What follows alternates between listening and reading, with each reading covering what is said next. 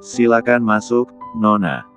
Aina mendongakkan kepalanya ke atas melihat pintu besar yang menjulang tinggi ke atas. Sekarang? Tanyanya sesaat setelah menoleh melihat pengawal sisi kirinya. Iya, Nona.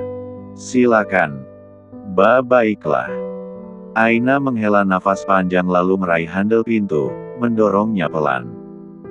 Ia memberanikan diri untuk masuk ke dalam tetapi seketika langkahnya terhenti saat ruangan itu gelap gulita, ia tidak bisa melihat apapun di sana. Apa ini? Cepat-cepat ia berbalik hendak keluar tetapi sayang pintu itu sudah tertutup rapat. Napasnya seolah tertahan kerongkongan, ia mulai panik, tidak bisa bergerak, kehilangan arah hingga tiba-tiba lampu sorot menyala tepat di atas kepalanya. Apa lagi ini? Setelah beberapa saat lampu sorot lainnya mengarah ke panggung di depan sana. Aina yang tadinya diselimuti ketegangan, perlahan mulai tenang saat melihat anak kecil dengan mic di tangannya sedang berdiri, memandang ke arahnya. Arka. Hello Mama. Arka melambaikan tangannya dengan senyum sumringah. Happy birthday to you. Happy birthday to you. Happy birthday, happy birthday. Happy birthday to Mama. Aina masih terpaku di sana, menyeka bulir demi bulir air mata yang terus mengalir tanpa henti. Ia bahkan tidak ingat jika hari ini adalah hari kelahirannya, tetapi kini di depan sana buah hatinya menyanyikan lagu ulang tahun yang dulu selalu mereka nyanyikan bersama saat di pulau, sangat sederhana dengan kue tart kecil. Mama, selamat ulang tahun. Mama perempuan terhebat di dunia, sehat terus ya, boya deh buat adek lagi, satu aja ya, jangan banyak-banyak, I love you. Alka Maci mau ngomong tapi tadi Om di pojokan bilang dulu sih, jangan lama-lama, Papa juga mau ngomong, Eits, kok malah dibocorin sih? Arhan muncul dengan lampu sorot yang mengikuti langkahnya. Ia berdiri di samping Arka dengan sangat gagah. Lagi-lagi ia dan putranya tampil serupa, hanya saja Arka versi mininya. Arhan tersenyum tipis saat melihat Aina depan sana. Hi istriku. Ia melambaikan tangan lalu tekek kecil. Ahek, sudah lama aku tidak memanggil kamu selebay ini. Apalagi sekarang aku ada saingannya. Jangan bawa-bawa anak, dosa papa, sahut Arka. Spontan suara tawa terdengar menggema di tengah gelapnya ruangan. Iya, ini Arka, diam dulu. Papa mau ngomong sama Mama. Oke. Arhan kembali memandangi Aina dari kejauhan. Maaf membuat kamu sedih akhir-akhir ini. Kamu tahu aku tidak mungkin melakukan itu dengan mengaja. Sudah 3 tahun kamu menghilang, tentu acara sambutannya tidak boleh biasa-biasa saja. Selamat ulang tahun sayang dan selamat datang kembali ke dalam hidupku. Aku berharap tidak akan ada kata bosan dalam hal mencintaiku, karena bahagiaku ada padamu. I love you very much, Aina Kiara. Aina semakin tak kuasa menahan air matanya saat melihat dua laki-laki terhebatnya di depan sana. Come here. Arhan merentangkan kedua tangannya, begitu juga dengan Arka yang ikut-ikutan merentangkan kedua tangannya untuk menyambut sang mama dengan pelukan. Tanpa pikir panjang Aina melangkah lalu berlari cepat sambil menyeka air matanya. Ia naik ke atas panggung dan langsung berhambur ke pelukan sang suami. Aku juga sangat mencintai kamu Mas. Terima kasih, ini sangat luar biasa. Sudah jangan nangis lagi, acaranya belum dimulai tapi mata kamu sudah bengkak. Ahoy, Alka di sini. Arka menarik-narik dress mamanya dengan raut wajah kesal. Aduh jagoan papa ketinggalan. Arhan menggedong Arka, mereka bertiga berpelukan dengan penuh kebahagiaan. Di saat bersamaan semua lampu ruangan menyala dan gemuruh tepuk tangan menggema. Aina mengalihkan pandangannya ke depan sana dan ternyata begitu banyak orang yang memadati tempat tersebut. Ia bisa melihat kakek Adiaksa, Nyonya Mutia, Marcel, Laras, Alvin, Kinos dan masih banyak lagi. Ternyata kalian semua sekongkol ya? Tanya Aina kepada sang suami dengan raut wajah kesal. Maaf, ucap Arhan singkat. Mama kadonya nyusul ya, sahut Arka. Papa juga kadonya nyusul, setelah pesta selesai, sambung Arhan dengan senyum penuh arti. Aina hanya bisa menggeleng tak habis pikir. Ia sampai tidak tahu harus mengatakan apa lagi. Di tempat berbeda, Sela baru saja keluar dari panti. Ia melangkah hingga ke bahu jalan, tetapi tidak menemukan taksi untuk mengantarnya pulang. Ponselku lobat lagi. Ia mendengus kesal lalu memutar arah, melangkah menuju halte bus. Namun, belum juga sampai tiba-tiba saja ada pengendara motor yang melaju cepat ke arah Sela dan dengan satu tangan orang itu meraih tas selempangnya.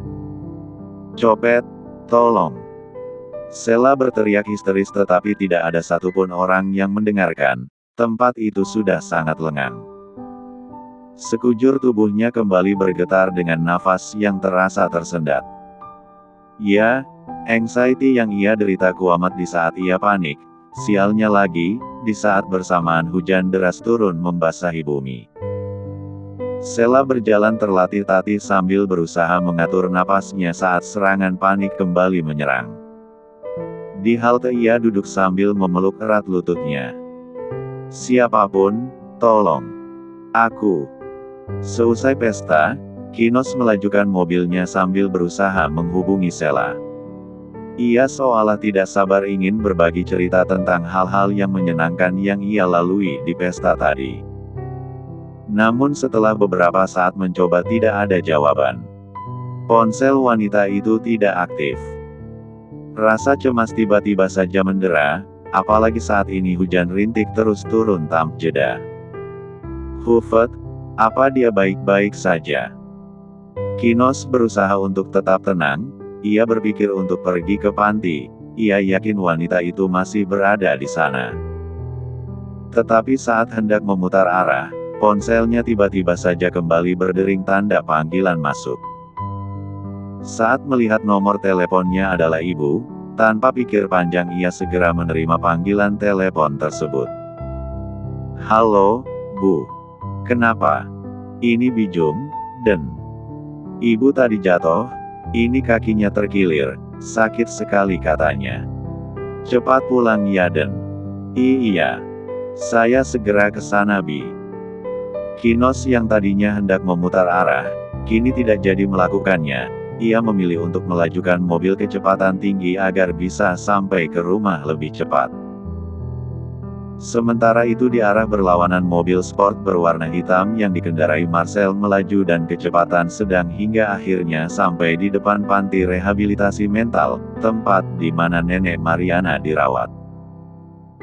Sebelum pulang ia memutuskan mampir, untuk memastikan apakah beliau baik-baik saja karena sejak kemarin Marcel sibuk di kantor agensi hingga tidak punya waktu untuk melihat kondisi wanita tua itu. Semoga saja masih bisa dijenguk. Marcel terlihat santai saat akan memutar mobil ke arah pelantaran panti, tetapi ketika ia melewati halte bus yang berada tepat di samping pagar panti tersebut, ia tiba-tiba saja mengenrem mendadak. Ya, bagaimana tidak, dari jarak beberapa meter ia bisa melihat seorang wanita sedang meringkuk di kursi halte. Nona RSJ. Untuk memastikan rasa yang penasarannya, ia segera turun, melangkah pelan mendekat. Dan benar saja, wanita itu adalah Sela. Astaga! Marcel memegang lengan Sela yang begitu dingin. Hei, bangun. Kau baik-baik saja. Dengan deru napas yang terasa lemas, Sela membuka kedua mata, melihat pria bertato yang saat ini bersimpuh di hadapannya. Tolong, panggilkan taksi, aku mau pulang. Hah? Mana ada taksi jam segini, hujan pula.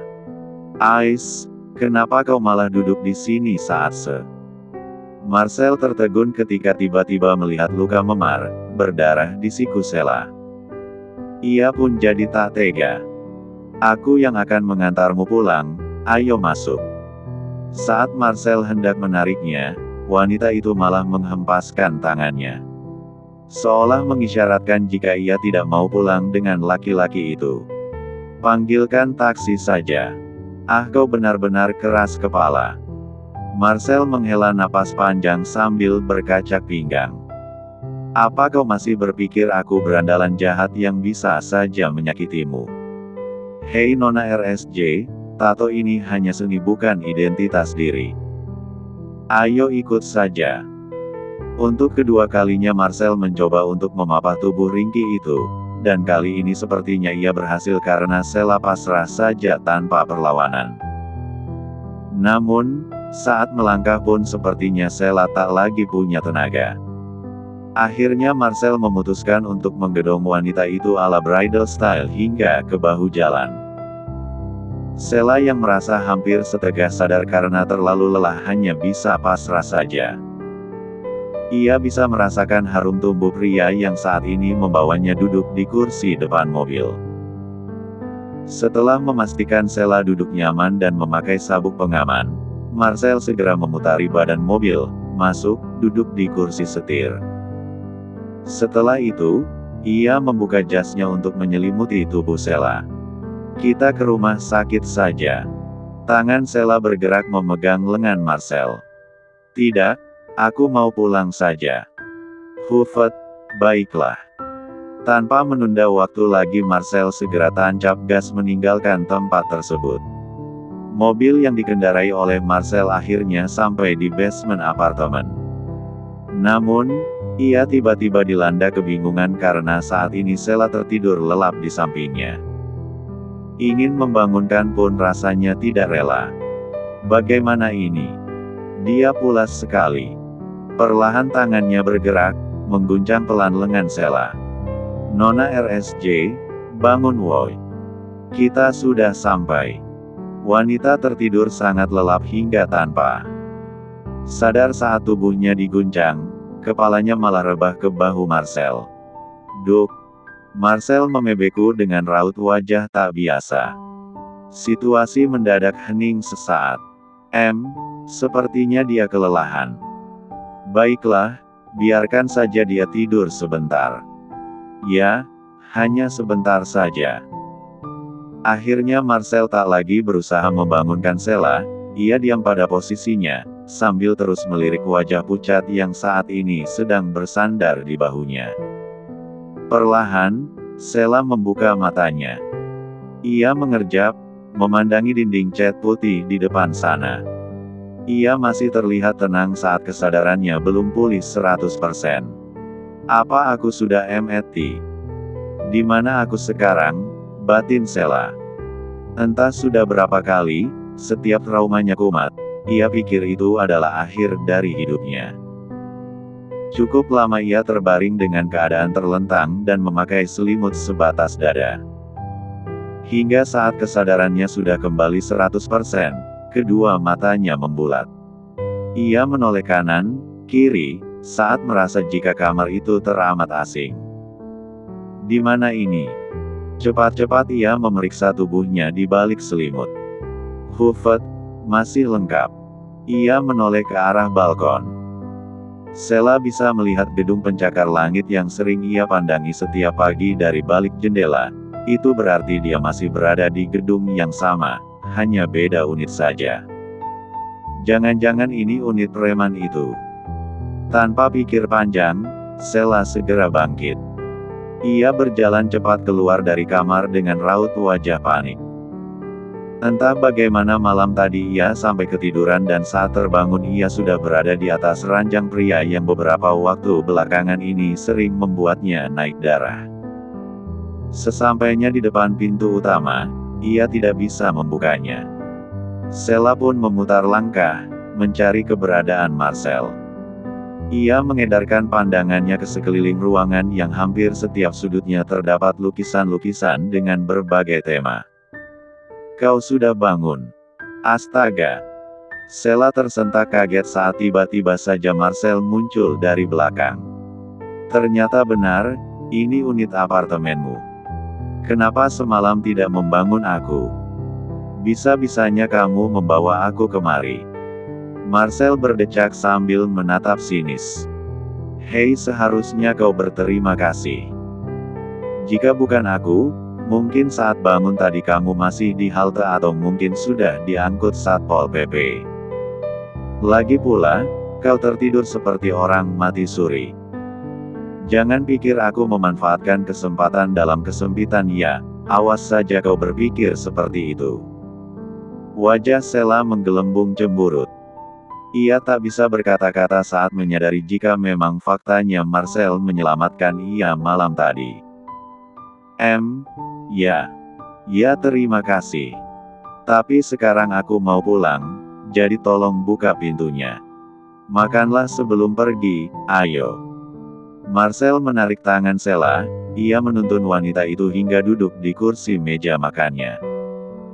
Terlihat di atas meja sudah ada mangkok bubur dengan potongan wortel dan daging ayam. Malam tadi kau kehujanan dan tidur dengan pakaian lembab.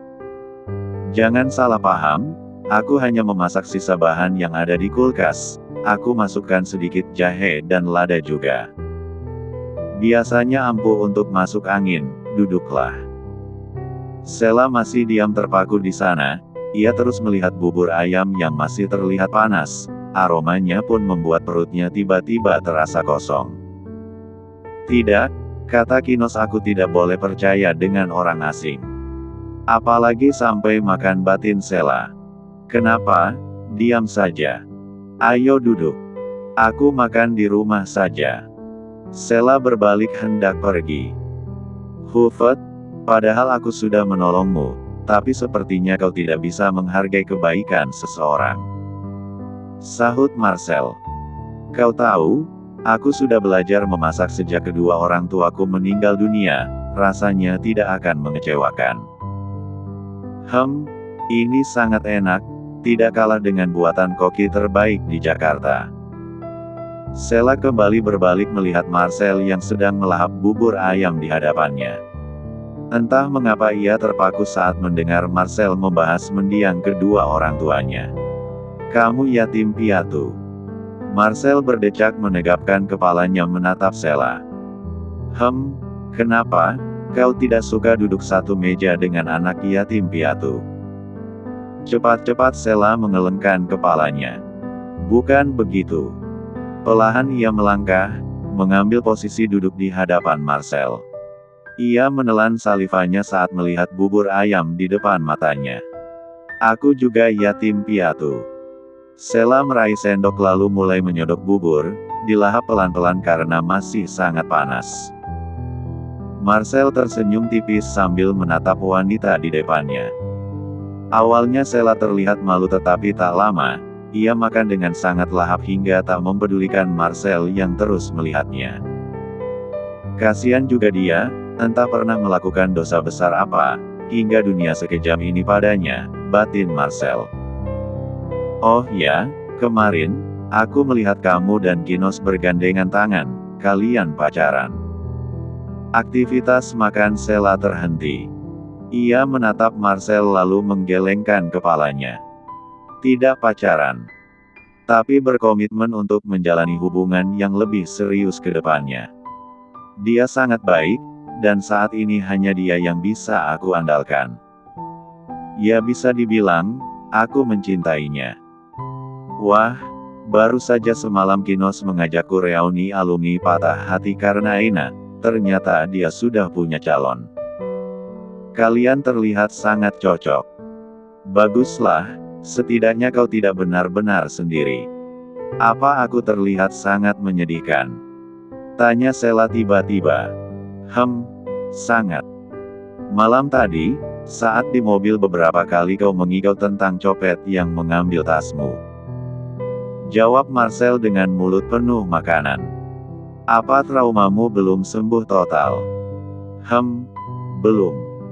Saat panik rasanya tidak bisa bernapas, tanganku kebas, pandanganku buram. Saat trauma itu menyerang aku pikir ini akhirnya. Aku selalu menunggu jiwa ini terhempas dari raganya, tapi ternyata tidak. Semesta sedang menghukumku, hingga untuk mati saja, tidak semudah itu. Bukan begitu. Marcel meneguk air di gelasnya hingga tersisa setengah saja. Semesta sedang memberikan kesempatan kedua padamu. Jadi jangan takut menghadapinya, sebelum ini bukannya hidupmu lebih berat, dipaksa menjadi pelakor, pencitraan dan sok paling antagonis. Padahal aslinya rapuh seperti tembok ruko tua. Sheila berdecak tak percaya saat mendengar penuturan Marcel. Hei, apa kau selalu belak-belakan seperti ini kepada orang asing?